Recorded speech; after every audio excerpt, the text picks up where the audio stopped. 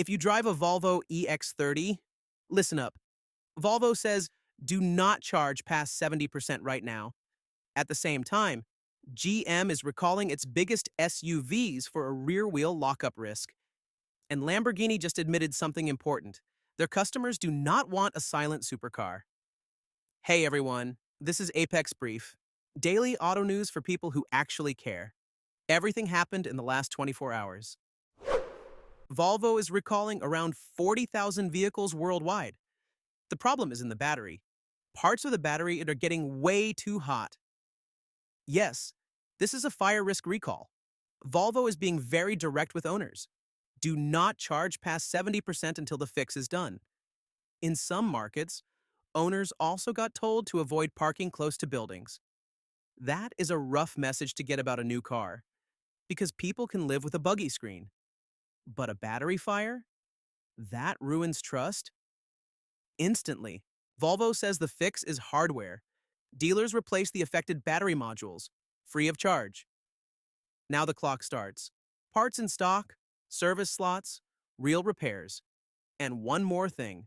Does this stay in one batch or does it spread? The cost? We are talking maybe us $200 million just for parts. Volvo says that estimate is speculative. Either way, it is a big recall. Now GM. About 44,000 big SUVs from 2022. The Tahoe, the Suburban, the Yukon, and the Escalade. A part in the transmission can wear out. You might feel rough shifting first. Worst case, rare, but it does happen. The rear wheels can lock while you're driving. This is not a warning light problem. This is a control problem. GM's fix is a software update. Dealers update the transmission computer. It can spot the trouble. 10,000 miles before anything actually breaks. If the system sees the risk, the SUV can be forced into a safer mode, limited gears, reduced performance. Get to a dealer. Owners should start getting letters at the end of March. Real test: how quickly do these updates roll out? Sources in description. Now is the perfect time to subscribe to the channel if you haven't. Like this episode. And share your opinion in the comments. Lamborghini is backing away from launching the Lanzador as a pure electric car. The new plan? A plug-in hybrid first. Look, the CEO did not sugarcoat it. Their customers just do not want a silent supercar. No sound, no drama, no sale. Luxury market signal right there. If Lamborghini thinks a pure EV does not land right now, other high-end brands will pay attention. So, what now? When do they lock a real date on the plug-in hybrid?